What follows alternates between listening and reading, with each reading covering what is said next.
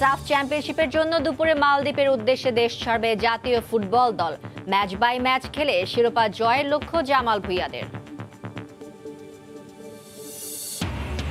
Champions লিগের high voltage ম্যাচে রাতে মুখোমুখি হবে মেসির পিএসজি ও ম্যানচেস্টার সিটি। আলাদা ম্যাচে লড়বে রিয়াল মাদ্রিদ, লিভারপুল ও অ্যাটলেটিকো মাদ্রিদ। সিরিজের প্রথম ওয়ানডেতে চট্টগ্রামে বাংলাদেশ এ দলকে 248 রানের টার্গেট দিয়েছে বিসিবি এইচপি দল। টি-20 বিশ্বকাপ দলের বেশ কয়েকজন ক্রিকেটার খেলছেন এ ম্যাচে। এবং বিসিবি নির্বাচনে 23 পদে 32 জন জমা দিয়েছেন মনোনয়নপত্র। চট্টগ্রামে একাডেমি করার প্রতিশ্রুতি আকরাম খানের। আঞ্চলিক ক্রিকেটে জোর দুর্জয়ের।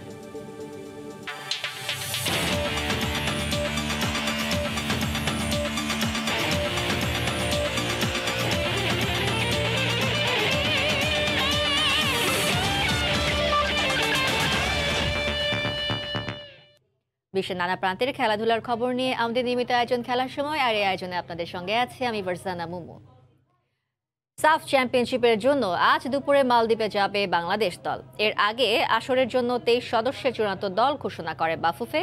লাল সবুজের জার্সিতে খেলার স্বপ্ন পূরণ হলো না বাংলাদেশের নাগরিকত্ব পাওয়া নাইজেরিয়ান ফুটবলার এলিটা কিংসলের। ফিফার ছাড়পত্র না পাওয়ায় কপাল পুড়েছে তার। দলে নতুন মুখ আবাহনীর মিডফিল্ডার মোহাম্মদ হৃদয়, বাদ পড়েছেন 4 জন। দক্ষিণ এশিয়ার শ্রেষ্ঠত্বের আসর সাফ চ্যাম্পিয়নশিপের চূড়ান্ত দলে ঠাঁই হচ্ছে কাদের, এ নিয়ে দিনভর উত্তাপ ছিল ফুটবল পাড়ায়। 27 জনের মধ্যে 23 সৌভাগ্যবান ফুটবলার কারা হচ্ছেন। অবশেষে সন্ধ্যার পর সাফ জয়ের মিশনে যাওয়া সৈনিকদের নাম প্রকাশ করলেন অস্কার ব্রুজন। 27 জনের দলে ঠাঁই পাওয়ার পর থেকেই বাংলাদেশের জার্সি গায়ে মাঠে নামার স্বপ্ন বুনছিলেন নাইজেরিয়ান এলিটা কিংসলে। কিন্তু ফিফার ছাড়পত্র না পাওয়ায় শেষ পর্যন্ত কপাল পুড়েছে 31 বছর বয়সী এই ফুটবলারের। নাইজেরিয়ান তারকাকে নিয়ে ফরোয়ার্ডদের গোল না পাওয়ার দীর্ঘদিনের খরা কাটাতে চেয়েছিলেন ব্রুজন, কিন্তু শেষ পর্যন্ত ফিফার সবুজ সংকেত না পাওয়ায় বৃথা গেছে বাফুফের চেষ্টা। কিংসলেকে ছাড়া ব্রুজনের আক্রমণ ভাগের সুযোগ পেয়েছেন বিপ্লু আহমেদ, সুফিল, ইব্রাহিম, মতিন মিয়া, সুমন রেজা ও জুয়েল রানা। মাঝ মাঠে আছেন আতিকুর রহমান ফাহাদ, সোহেল রানা, সাদুদ্দিন, জামাল ভুঁইয়া ও রাকিব হোসেন। রক্ষণে জেমির মতো ব্রুজনেরও আস্থা বিশ্বনাথ, তপু, তারিক কাজী, রহমত মিয়া, রাফি, ইয়াসিন আরাফাত, রেজাউল করিম, টুটুল হোসেন বাদশাহ ও মোহাম্মদ হৃদয়ের ওপর। দলে একমাত্র নতুন মুখ হৃদয় তৃতীয়, দ্বিতীয়, প্রথম বিভাগ হয়ে 2018-19 মৌসুমে আবাহনীতে নাম লেখান। বয়সভিত্তিক দলে খেলেছেন তিনি। গোলপোস্টের অতন্দ্র প্রহরীর নামের তালিকায় 3 জনকে রেখেছেন ব্রুজন। জিকো, শহীদুলের সঙ্গে আছেন আশরাফুল ইসলাম রানা। 27 জনের দল থেকে আরও বাদ পড়েছেন মানিক মোল্লা, ডিফেন্ডার আতিকুজ্জামান ও মেহেদি হাসান। সাফ চ্যাম্পিয়নশিপের 13তম আসর শুরু হবে শুক্রবার। প্রথম দিনেই নিজেদের প্রথম ম্যাচে শ্রীলঙ্কার মুখোমুখি হবে বাংলাদেশ। পারভিন আক্তার, সময় সংবাদ। এর আগে গতকাল আনুষ্ঠানিক সংবাদ সম্মেলনে ম্যাচ বাই ম্যাচ ভালো খেলে শিরোপা জয়ের লক্ষ্যের কথা জানান বাংলাদেশ অধিনায়ক জামাল ভুঁইয়া। হঠাৎই পাওয়া দায়িত্বের আগ থেকে বেশ কয়েকবার সালাউদ্দিনের সঙ্গে বৈঠক করেছেন অস্কার ব্রুজন। এবারেরটা একেবারে অপ্রত্যাশিত। সাফের জন্য আনুষ্ঠানিক সংবাদ সম্মেলন শেষ করে বের হওয়ার সময় বাফুফে সভাপতির সাক্ষাৎ। সেখানে কোচের কাছ থেকে দলের সবশেষ অবস্থার খোঁজ নিয়েছেন ফেডারেশন কর্তা।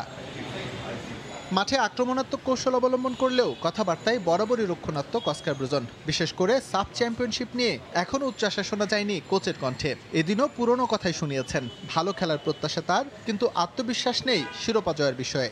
I cannot promise results or trophies, but I can promise that the boys are ready to start performing in a different way, implement a new idea. There is a lot of work we have to do, but I can say that after 3 days of practice, the most important is that the group of players and coaches, we are in a perfect bonding and understanding. We are pushing together to make it happen. মাত্র 4 দিনের অনুশীলন পুঁজি করে মালদ্বীপ মিশরে যাচ্ছে বাংলাদেশ। দীর্ঘ সময়ের প্রস্তুতিতে যে সুফল এসেছে তাও বলা যাবে না। তবে এবার ফুটবলাররা আত্মবিশ্বাসী। কঠোর পরিশ্রম পুঁজি করে শিরোপা জেতার প্রত্যয় অধিনায়কের। Last few practice sessions we've been working very hard. As coach mentioned, the players, we want to do our best and we want to show that we can do something in this tournament, and hopefully we will do something in this tournament. The players is a good group, and as coach said, also we are confident that we can do something. Of course, our goal is to be the champion, but we have to take one match at a time. সাফে শ্রীলঙ্কার বিপক্ষে match দিয়ে আসর শুরু করবে বাংলাদেশ। সেখানে জয় তুলে নিয়ে টুর্নামেন্টে ইতিবাচক শুরুর লক্ষ্য লাল সবুজদের। এসএম ইকবাল, সময় সংবাদ, ঢাকা। সাফ চ্যাম্পিয়নশিপে অংশ নিতে কিছুক্ষণ পর মালদ্বীপের উদ্দেশ্যে দেশ ছাড়বে জাতীয় ফুটবল দল। এই মুহূর্তে হযরত শাহজালাল আন্তর্জাতিক বিমানবন্দরে আছেন রিপোর্টার তারেক হাসান শিমুল। সবশেষ খবর জানতে সরাসরি চলে যাচ্ছে তার কাছে। শিমুল। বুমু, এরই মধ্যে কিন্তু বাংলাদেশ জাতীয় ফুটবল দল সাফ চ্যাম্পিয়নশিপে অংশ নিতে মালদ্বীপের উদ্দেশ্যে যাত্রা করার লক্ষ্যে কিন্তু এরই মধ্যে বিমানবন্দরে প্রবেশ করেছে। আমরা এসে কিন্তু আসলে ফুটবলারদের সাথে কথা বলেছি এবং কোচের সাথে কথা হয়নি, তিনি গতকালকে কথা বলেছেন, যে কারণ বিধায় আজকে কথা বলেননি। 4 ঘন্টার একটি সফর, তারপরে কিন্তু সরাসরি পৌঁছে যাবে মালদ্বীপে এবং কি মালদ্বীপে যাওয়ার পরে যে কার্যক্রম রয়েছে সেটি হচ্ছে যে কোভিড টেস্টের পরে যদি নেগেটিভ হয় সবাই কিন্তু সরাসরি অনুশীলন করতে পারবে। সেই প্রেক্ষিতে কিন্তু আগামীকাল থেকে বাংলাদেশ দলের অনুশীলন করার অনুমতি রয়েছে, যেটি আসলে যে এবারের সাফ চ্যাম্পিয়নশিপের করোনা প্রোটোকলের যে বিষয়টি ছিল যে আসলে ফুটবলার যারা রয়েছেন তাদেরকে আসলে কোয়ারেন্টাইনের যে ব্যাচ রয়েছে সেই ব্যাচের মধ্যে যেতে হবে না, শুধু নেগেটিভ রেজাল্ট নিয়ে গেলেই তারা অনুশীলন শুরু করতে পারবেন। সেই দিক থেকে কিন্তু কালকে থেকে অনুশীলন শুরু করবে। তার আগে জাতীয় দলের যে অধিনায়ক তিনি কিন্তু কথা বলেছেন, আমি তার সাথে কথা বলেছিলাম। তিনি যেটা বলছিলেন যে আসলে আগের কি হয়েছে না হয়েছে সে বিষয়গুলো নিয়ে আসলে ভাবতে চান না। এবার নতুন একটি সফর এবং নতুন একটি মিশন, যে মিশন থেকে আসলে বাংলাদেশের জন্য একটা সুখবর নিয়ে আসতে চান।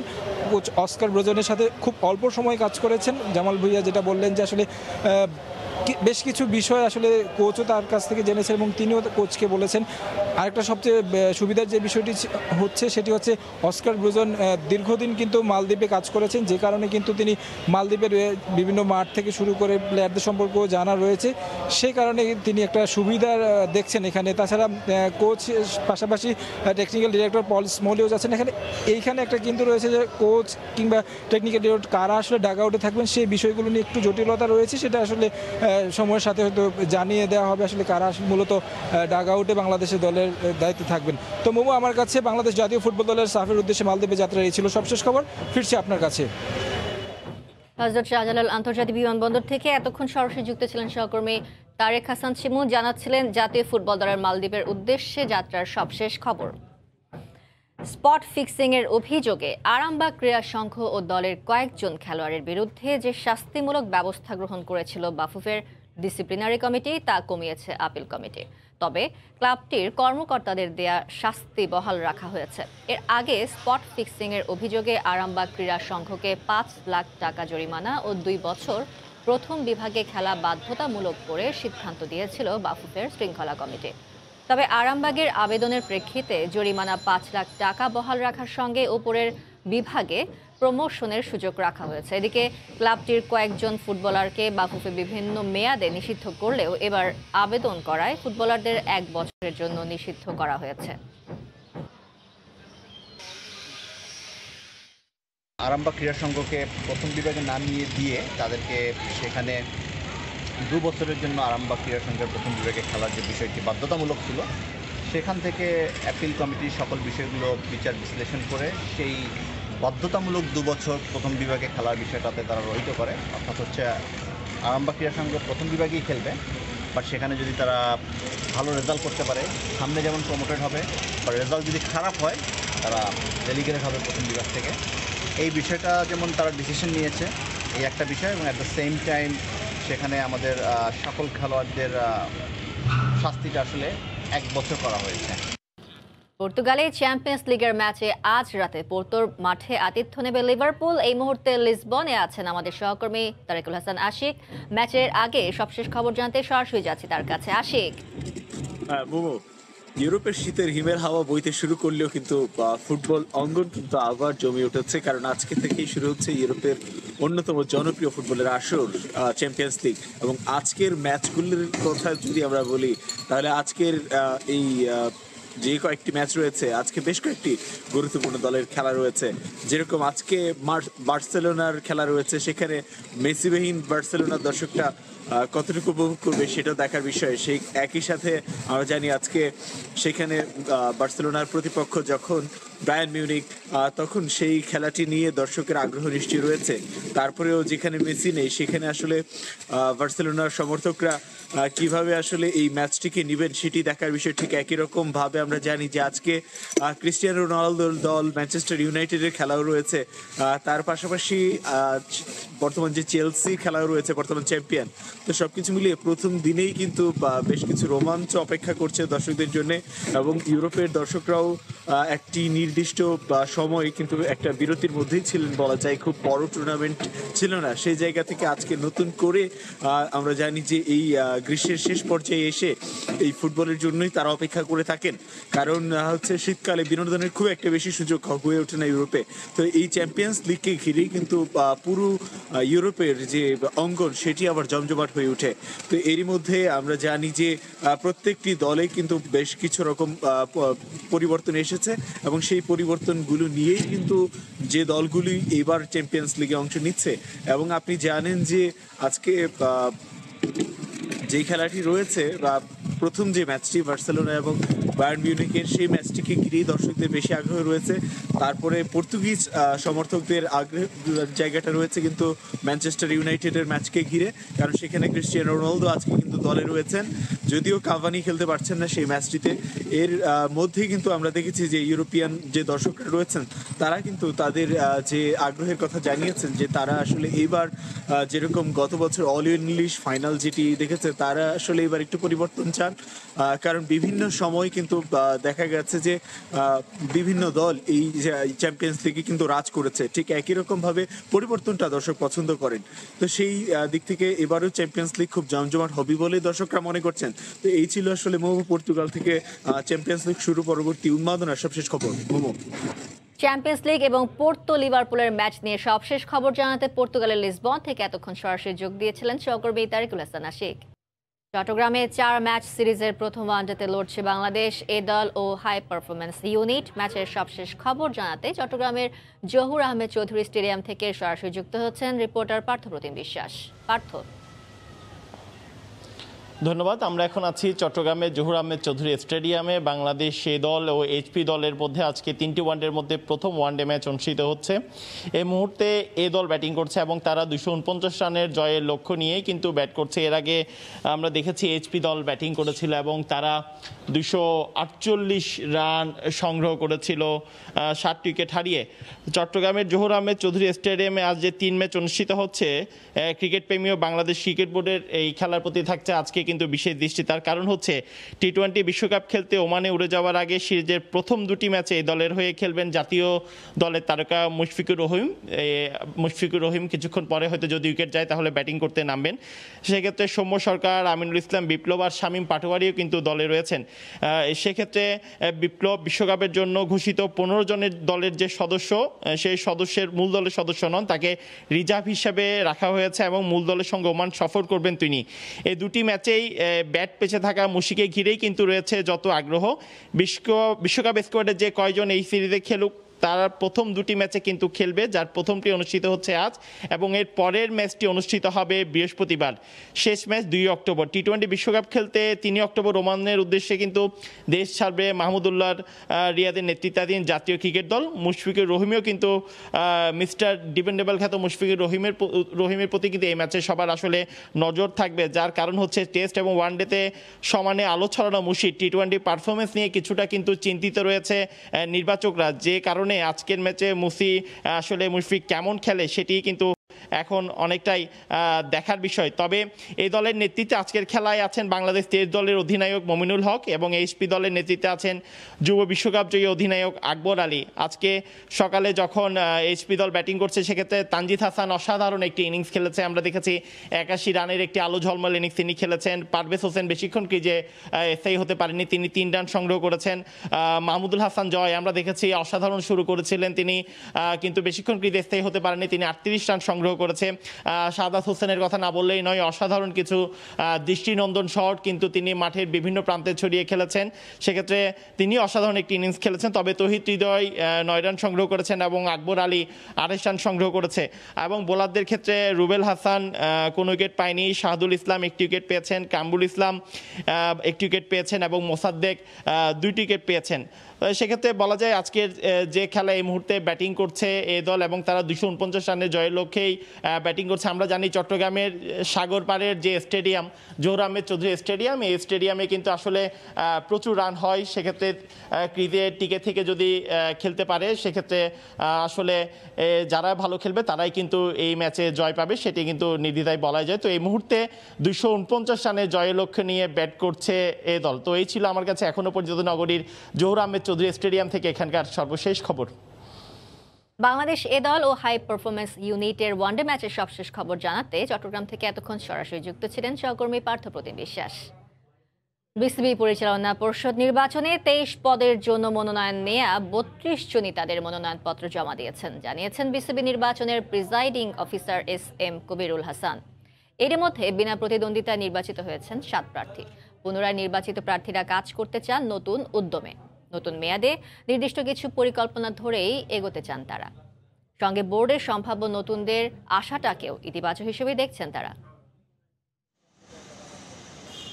বিসিবি নির্বাচনে গেল দুবারের তুলনায় এবার মিলছে প্রতিদ্বন্দ্বিতার আভাস। ভোট যুদ্ধ হবে 3 ক্যাটাগরিতেই। মনোনয়ন জমা দেওয়ার দিন ক্রিকেট বোর্ড কার্যালয়ে উৎসবের আমেজ। 3 ক্যাটাগরিতে মনোনয়ন তুলেছিলেন 32 জন প্রার্থী, জমা দিয়েছেন সবাই। তবে এখনও আছে প্রত্যাহারের সুযোগ। গুঞ্জন আছে ক্লাব ক্যাটাগরিতে হয়তো কমবে প্রতিদ্বন্দ্বীর সংখ্যা। তবে এরই মধ্যে ক্যাটাগরি 1 থেকে বিনা প্রতিদ্বন্দ্বিতায় নির্বাচিত হয়েছেন 7 জন। পুনরায় নির্বাচিত হওয়ার আনন্দ আছে নতুন উদ্যম। সবার মুখেই ক্রিকেটকে এগিয়ে নেয়ার প্রতিশ্রুতি। একটা একাডেমি করার আমাদের প্ল্যান ছিল এবং গত কোভিডের জন্য আমরা অনেক পিছিয়ে গেছি, বাট ইনশাল্লাহ এটা আমরা হয়তো বা যদি সিচুয়েশন ভালো থাকে আমরা এই কিছুদিনের মধ্যে আমাদের কার্যকলাপ আমরা শুরু করতে যাচ্ছি। সেটা অলরেডি আমার আর আজম ভাইয়ের সাথে আমাদের কথা হয়েছে। এটাতে চিটং এবং চিটং ডিভিশনে যতগুলো ডিস্ট্রিক্ট আছে প্রত্যেকটা প্লেয়ারদেরকে যারা ভালো ট্যালেন্টেড প্লেয়ার আছে ওদেরকে নিয়ে আমরা ওখানে ট্রেনিংয়ের ব্যবস্থা করব। আমার প্রত্যাশা থাকবে এবং আমরা চেষ্টা করব যাতে যত দ্রুততম সময়ের মধ্যে একটা ইজিএম করে আমরা রিজিওনাল ক্রিকেটটা আমরা চালু করতে পারি। আমি এই ব্যাপারে ইতিমধ্যে আমরা গত বোর্ড সভায় আসলে আমাদের এই ব্যাপারে অনেক কথা হয়েছে। আশা করি সকলের সহযোগিতা এবং নতুন যে বোর্ড আসবে সেই বোর্ডটা প্রথম যে কাজগুলো করবে তার মধ্যে রিজিওনাল ক্রিকেট হবে অন্যতম। বিভাগের যত ডেভেলপমেন্টের যা আছে আমি সেটার জন্যই কাজ করব বাস, এবং যাতে ক্রিকেট খেলা আরও উন্নতি হয়। নির্বাচনের 3 ক্যাটাগরিতে সম্ভাবনা আছে নতুন প্রার্থী জয়ী হবার। নতুনদের এই আগ্রহকে ইতিবাচক হিসেবে দেখছে ক্রিকেট বোর্ড। অনেকেই অর্গানাইজার, তো সুতরাং যারা অর্গানাইজার তারা যদি মনে করে তারা বাংলাদেশ ক্রিকেটে কন্ট্রিবিউট করতে পারবে সেজন্য তারা আসতে চাচ্ছে, এটা তো আমরা ডেফিনেটলি তাদের আমরা ওয়েলকাম জানাবো। নট অনলি সবাই বাংলাদেশের ক্রিকেটে যাতে উন্নতি হয় তারা যদি কোনো অবদান রাখে অবশ্যই this is very much appreciated. মনোনয়ন যাচাই বাছাই ও প্রত্যাহার শেষে প্রার্থীদের চূড়ান্ত তালিকা প্রকাশ করা হবে আগামী বৃহস্পতিবার। সাজিদ মুস্তাহিদ, সময় সংবাদ, ঢাকা। ক্রিকেট মহলে পরিচিত, তবে বিসিবি নির্বাচনে প্রতিদ্বন্দ্বিতা করছেন এই প্রথম। এবারের নির্বাচনে আছেন এমন বেশ কয়েকজন প্রার্থী, আছেন গেলবারের পরাজিত প্রার্থীও। সবাই ইতিবাচক হিসেবে দেখছেন নির্বাচনের লেভেল প্লেইং ফিল্ডকে। নির্বাচিত হলে নিজেদের ক্রিকেট প্রজ্ঞা দিয়ে সমৃদ্ধ করতে চান দেশের ক্রিকেটকে, এমন অঙ্গীকার প্রার্থীদের। ব্যক্তিগত জীবনে বন্ধু, কিন্তু বিসিবি নির্বাচন তানভীর আহমেদ টিটু ও নাইমুর রহমানকে দাঁড় করিয়েছে মুখোমুখি অবস্থানে। দুজনই প্রতিদ্বন্দ্বিতা করবেন ঢাকা বিভাগ থেকে। গেল নির্বাচনেও ছিলেন একে অপরের প্রতিপক্ষ। সেবার হেরে গেলেও দমে যাননি তানভীর আহমেদ টিটু। এবারও ভোট যুদ্ধে নেমেছেন। দুর্জয় ছাড়াও আছে আরও 2 প্রতিদ্বন্দ্বী। তবে এই প্রতিযোগিতাকে ইতিবাচক হিসেবেই দেখছেন প্রার্থীরা। নির্বাচন হচ্ছে একটা গণতান্ত্রিক প্রক্রিয়া এবং আমাদের সবারই অধিকার আছে নির্বাচনে আসার এবং ভোট দেওয়ার যার যার ব্যক্তিগত পছন্দ অনুযায়ী। আমরা বন্ধু ছিলাম, আমরা বন্ধু আছি, আমরা বন্ধু থাকবো। সেটা নির্বাচনের জন্য কোনো এফেক্ট আমাদের মধ্যে কখনোই আসবে না। ইনফ্যাক্ট শুধু আমাদের দুজনের মধ্যে না, বাকি যে দুজনও আছে নির্বাচনে তাদের সাথে আমাদের কোনো বৈরিতা নেই। কারণ আমরা আসলে বেসিক্যালি সবাই খেলার জগতের মানুষ, তো আমরা সবাই একই ফ্যামিলির মনে করি আমরা। কম্পিটিশনটা যেরকম হেলদি জিনিস, ইলেকশনও কিন্তু সবসময় একটা হেলদি একটা সাবজেক্ট আমি মনে করি। সো ইলেকশনের মাধ্যমে আসলে পরে সেটার ভার বা গ্রহণযোগ্যতা আরও বেশি থাকে। এবারে নির্বাচনে আছে আরেক হেভিওয়েটের বন্ধু, দেশের ক্রিকেট পরিমণ্ডলে পরিচিত মুখ ইফতেখার রহমান মিঠু। তার আরেক পরিচয় বিসিসিআই সভাপতি সৌরভ গাঙ্গুলির বন্ধু হিসেবে। নির্বাচিত হলে নিজের দীর্ঘ অভিজ্ঞতায় সমৃদ্ধ করতে চান দেশের ক্রিকেট। 80 সাল থেকে যে ফার্স্ট ডিভিশন লিগ খেলা শুরু করেছি, বলতে পারেন এখনও ক্রিকেটের সাথে আছি। তো এতদিনে যা আপনার অভিজ্ঞতা অর্জন করেছি সেটা কাজে লাগানোর চেষ্টা করব। বন্ধুত্বের খাতিরে করে দিতেও পারে, but officially is a president of BCCI definitely. আর এমনিও আমি থাকি না থাকি, সৌরভ গাঙ্গুলি কিন্তু বাংলাদেশ ক্রিকেটারদের সঙ্গে অন্যরকম সম্পর্ক। বাংলাদেশ ক্রিকেটকে সে অন্যভাবে দেখে। বোর্ডে নতুন মুখ হিসেবে আসার সম্ভাবনা আছে প্রয়াত সাবেক পরিচালক আফজালুর রহমান সিনহার ছেলে ফাহিম সিনহার। ক্রিকেট বোর্ডে আসলে বাবার লেগাসি ধরে রাখার প্রত্যয় এই তরুণ সংগঠকের। বাংলাদেশে টিমের ম্যানেজার ছিলাম, ছোট তরুণ ক্লাব চালিয়েছি, প্রিমিয়ার ডিভিশনে 2010 থেকে কর্পোরেট লিগ চালিয়েছি। তো ওইসব অভিজ্ঞতা আছে। যদি আসতে পারি, পুরানো যারা আছেন থাকবেন, ওনাদের সহযোগিতা নিয়ে ভালো কাজ করতে পারবো। আমরা যারা স্পোর্টসের সাথে ইনভলভ, ক্রিকেটের সাথে ইনভলভ, এই লেভেলে কাজ করতে পারার থেকে তো বড় স্যাটিসফ্যাকশন আসলে কিছু নেই। সাজিদ মুস্তাহিদ, সময় সংবাদ, ঢাকা। করোনা মহামারীর কারণে চট্টগ্রামে 18 মাস পর মাঠে গড়িয়েছে ফুটবল। বিকেলে নগরীর এম.এ. আজিজ স্টেডিয়ামে শুরু হয়েছে জিপিএইচ ইস্পাত সিজেকেএস সিডিএফএ প্রিমিয়ার ফুটবল লিগ। লিগের উদ্বোধন করেন চট্টগ্রাম সিটি কর্পোরেশনের সাবেক মেয়র আজম নাসির উদ্দিন। এ সময় তিনি বলেন, এই লিগের মধ্য দিয়ে চট্টগ্রামে গতি ফিরে পেয়েছে ফুটবল। 10টি দল নিয়ে শুরু হওয়া টুর্নামেন্টে 45টি ম্যাচ অনুষ্ঠিত হবে। উদ্বোধনী ম্যাচে আজকে মুখোমুখি হয়েছে কাস্টমস এসসি ও চট্টগ্রাম জেলা পুলিশ। উদ্বোধনী অনুষ্ঠানে জিপিএইচ ইস্পাতের নির্বাহী পরিচালক শোভন মাহমুদ শাহাবুদ্দিন, অতিরিক্ত ব্যবস্থাপনা পরিচালক মোহাম্মদ আলমাস শিমুল ছাড়াও প্রতিষ্ঠানটির ঊর্ধ্বতন কর্মকর্তা এবং সিজেকেএস এর কর্মকর্তারা উপস্থিত ছিলেন। খেলার সময় শিরোনামগুলো জানিয়ে দিচ্ছি আবারও।